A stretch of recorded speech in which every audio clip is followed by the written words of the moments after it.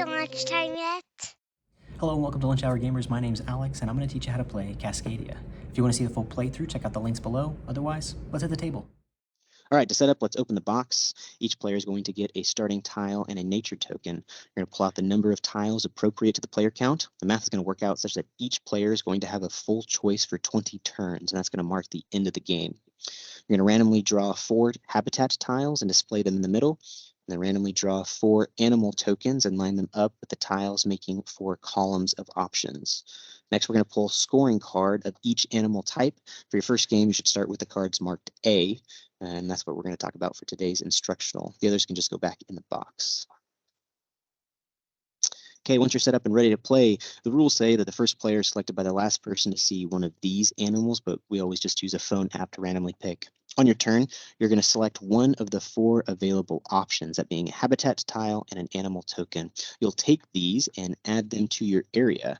Now, this game could be classified as a competitive solitaire type of game where everyone is doing their own thing, and whoever does their thing better than everybody else at the end wins. You're going to see a little player interaction as we go, but it's not a bad way to think about it since you'll only be adding things to your own area.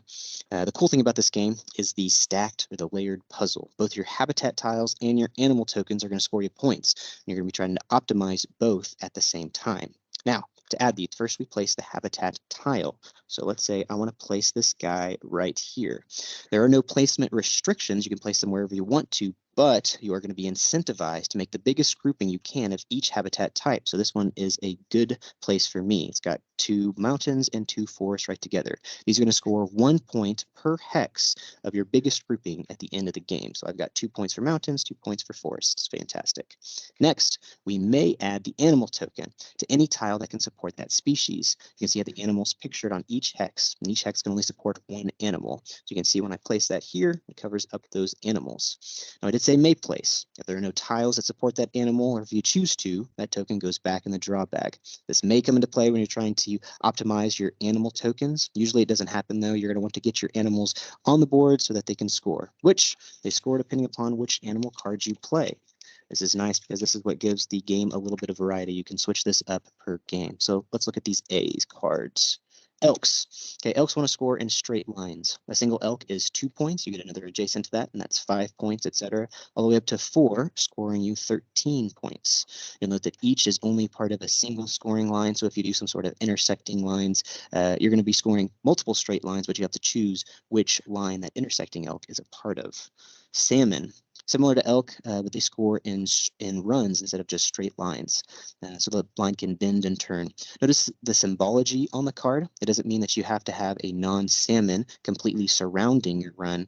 Instead, like it says down here, each salmon can only be adjacent to at most 2 other salmon or it's invalid. So there's no group of 3 salmons and no spiraling runs. Eagles are easy.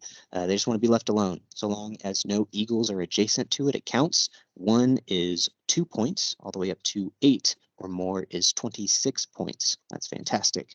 Bears are similar to eagles. They want to be paired together, though. They want to be coupled up. So bears want to be in pairs. 1 pair of bears gets you 4 points. Again, seeing that symbology, no adjacent bears, no groups of 3. These are the kind of things that might lead you to not placing an animal. If you already have a completed pair of bears, then you might not want to put that next bear token adjacent to it, making that invalid. All the way up to 4 individual pairs, or 4 different pairs of bears, giving you up to 27 points. That's really nice. Foxes are interesting.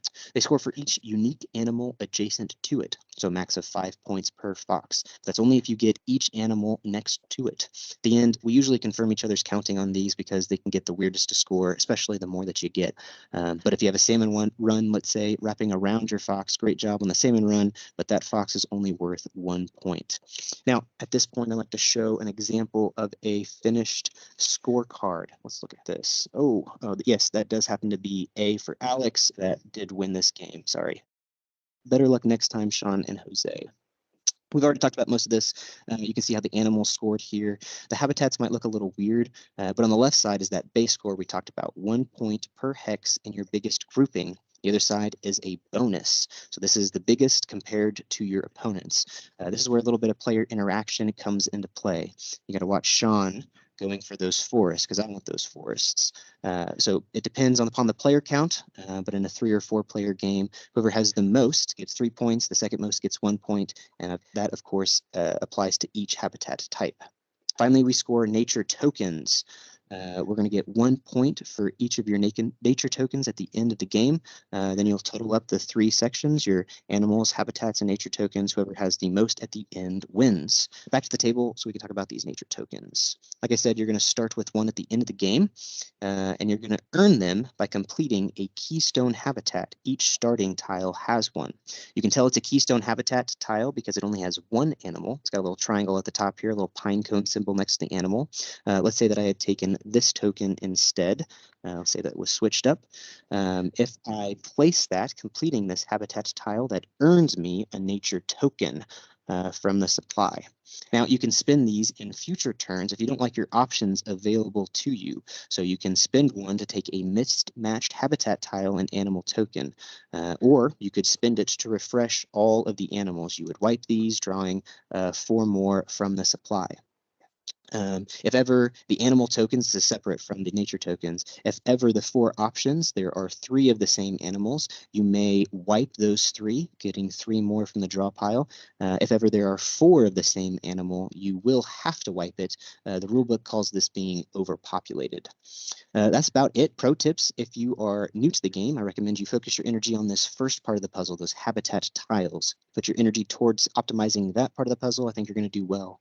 For the animals, we usually find the salmon to be the hottest commodity. We're usually fighting over those. The foxes, the ones that seems to be the ones that nobody wants. And that should be all you need to know. Thanks for joining. If you have any questions or requests, let us know. And check out our channel for any other content that might interest you. Thanks. Enjoy the game.